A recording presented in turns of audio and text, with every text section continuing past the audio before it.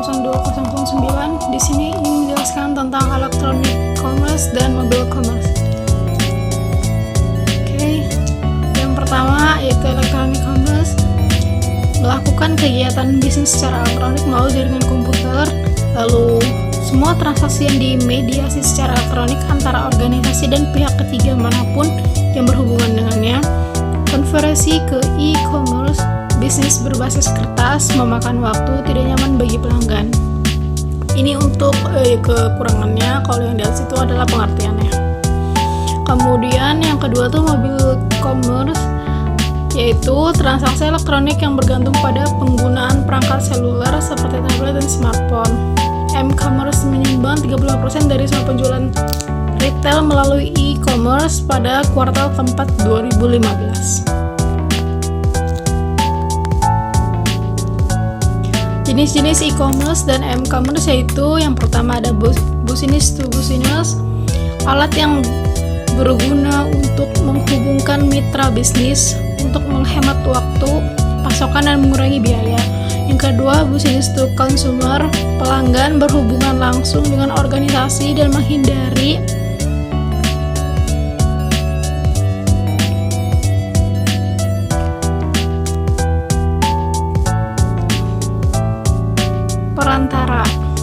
perantara. Nah, ini yang disebut dengan disintermediation. Terus consumer to consumer, transaksi elektronik antar konsumen terkadang menggunakan pihak ketiga untuk memudah prosesnya. Lalu e-government, yaitu penerapan teknologi e-commerce pada pemerintah dan pelayanan publik. Kemudian ada manfaat dan tantangan. Yang manfaat yaitu meninjau pelanggan baru, mengurangi biaya, menjalankan bisnis, mempercepat arus barang dan informasi, meningkatkan asuransi, pemeriksaan, lalu meningkatkan kualitas layanan kepada pelanggan. Untuk tantangannya berurusan dengan masalah privasi konsumen, pencurian atau identitas, kemudian mengatasi kurangnya kepercayaan konsumen, mengatasi isu global. Penerapan e-commerce dan m-commerce yaitu retail and wash, pembelian barang atau jasa MRO, terus mencari pemasok atau membandingkan harga. Lalu ada manufacturing, electronic exchange atau from elektronik untuk memperdagangkan informasi pasar dan menjalankan operasi back office. Kemudian ada marketing itu segmentasi pasar, identifikasi pasar tertentu untuk menargetkan mereka dengan pesan iklan. Kemudian mungkin mengumpulkan atau perilaku preferensi pelanggan. Lalu ada advertising, mobile ad, ada cost per thousand CPM, ada cost per click CPC, terus cost per action atau CPA. Lalu juga ada target, click through rate CTR. Lalu kemudian retargeting, rata-rata 74% dari semua keranjang belanja online ditinggalkan. Iklan bertarget digunakan untuk mengarahkan pembeli kembali ke situs. Kemudian price comparison, aplikasi ponsel menggunakan pembeli membandingkan harga dan produk secara online. Lalu couponing, intensif konsumen distribusikan melalui kupon, kurang dari suatu persen direndam. Kemudian personalized shopping, semakin banyak situs web menawarkan konsultasi yang dipersonalkan untuk pembeli, pelayanan pelanggan yang berkualitas dan hubungan yang kuat untuk pelanggan.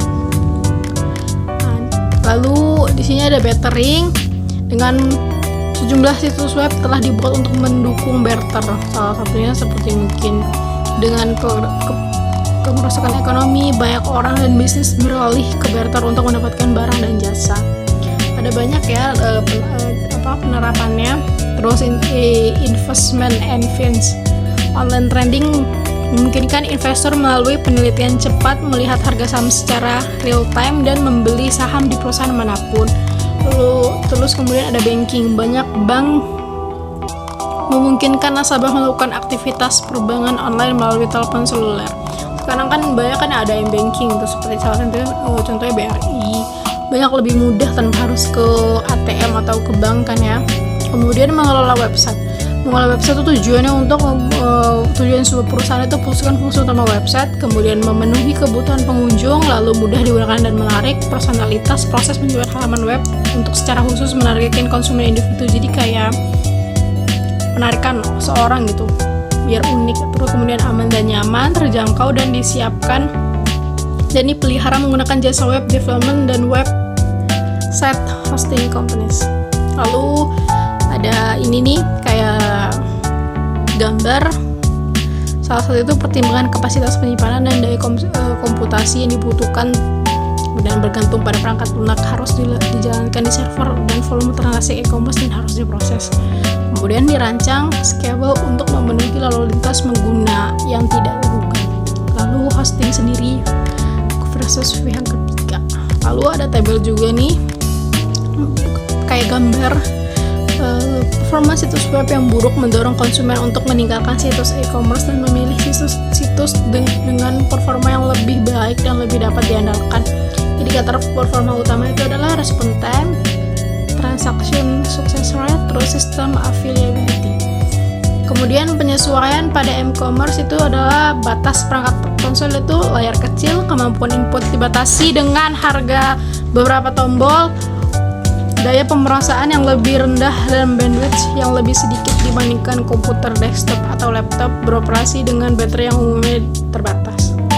Untuk alasan-alasan ini, seringkali web developer harus menulis ulang aplikasi web sehingga pengguna dengan perangkat seluler dapat mengaksesnya.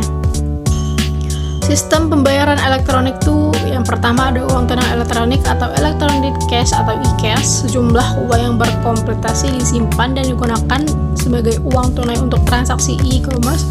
Contoh PayPal, GoPay, ShopeePay, Mandiri e-cash, terus P-card, procurement card, or purchasing card. Sejenis kartu perusahaan yang dapat digunakan karyawan untuk membeli barang. Sejenis kartu perusahaan yang dapat digunakan karyawan untuk membeli barang dan jasa atas nama perusahaan tanpa harus melalui proses permintaan prosedur pembelian tradisional. Kemudian ada transport layer security (TLS) adalah protokol komunikasi dan sistem aturan yang memastikan privasi antara aplikasi yang berkomunikasi dan penggunanya di internet.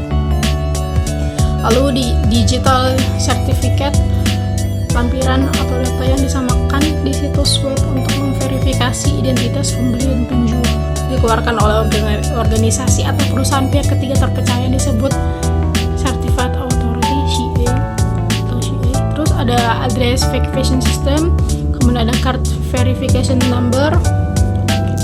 Sekian dari saya, kurang lebih mohon maaf. Wassalamualaikum warahmatullahi wabarakatuh.